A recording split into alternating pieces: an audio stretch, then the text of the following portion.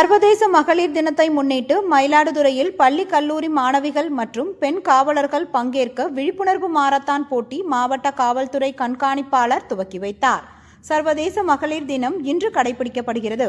இதனை முன்னிட்டு பெண்களுக்கு எதிரான குற்றங்கள் தடுக்கும் வகையில் பாலியல் வன்கொடுமை குறித்த விழிப்புணர்வு ஏற்படுத்தும் வகையில் மகளிர் மட்டும் பங்கேற்க விழிப்புணர்வு மாரத்தான் போட்டி மயிலாடுதுறையில் நடைபெற்றது. மயிலாடுதுறை கால்டாக்ஸ் பகுதியில் துவங்கி மணக்குடி வரை 3 கிலோமீட்டர் தூரத்திற்கு இந்த போட்டி நடைபெற்றது. போட்டியில் பள்ளி கல்லூரி மாணவிகள் மற்றும் மகளிர் காவலர்கள் உட்பட 200க்கும் மேற்பட்டோர் பங்கேற்றனர். போட்டியினை மாவட்ட காவல் கண்காணிப்பாளர் ஸ்டாலின் கொடியசைத்து துவக்கி வைத்து பின் மாரத்தான் போட்டியில் முதல் 3 இடங்களை பிடித்த மாணவிகளுக்கு சான்றிதழ் மற்றும் கேடயம் வழங்கி வாழ்த்துக்களை தெரிவித்தார். பெண்களுக்கான வன்கொடுமைகள் தடுப்பு சட்டத்திலேயும் பல்வேறு விஷயங்களை அவர் கொண்டு வந்துள்ளார். இப்பொழுது பார்த்தோம்னால் லேட்டஸ்டாக கடந்த ஜனவரி மாதத்திலே இன்னுமே சட்டத்திலே ஒரு நல்ல திருத்தம் கொண்டு வந்துள்ளார். அதாவது பெண்களுக்கு எதிரான குற்ற சம்பவத்திலே ஈடுபட்டவர்கள் மீண்டும் அவர்களுக்கு தொந்தரவு கொடுத்தால் அவர்களை ஒரு ரெஸ்ட்ரிக்ஷன் ஆர்டர் அப்படின்னு சொல்ற ஒரு ஆர்டரை நிர்வாகத்துறை நடுவர் மூலமாக அவருக்கு எதிராக பிறப்பிக்க முடியும். அதனால் அவர் திரும்ப அதை ஏதாவது வயலேட் பண்ணாருனாக்கா அவரை திரும்பவுமே ஒரு ஜெயில் அடைக்கிறதுக்கான சட்டங்கள் கடுமையாக்கப்பட்டுள்ளது. ஆனால் அரசாக தற்போது தமிழக அரசு பல்வேறு முன்னெடுப்புகளை எடுத்து வருகின்றது. அதனுடைய ஒரு பகுதி தான் இப்பொழுது நாம் நடத்துகின்ற இந்த சிறிய ஒரு விழிப்புணர்வு ஓட்டம். ஸோ உங்கள் அனைவருக்கும் வாழ்த்துக்கள். தேங்க்யூ.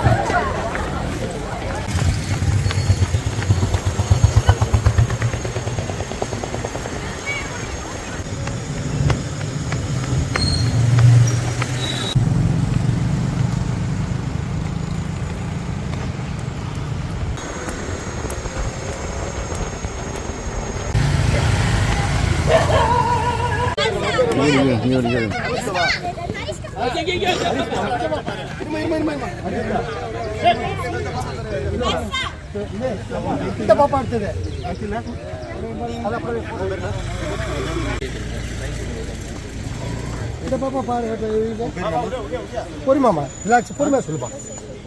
லசிதா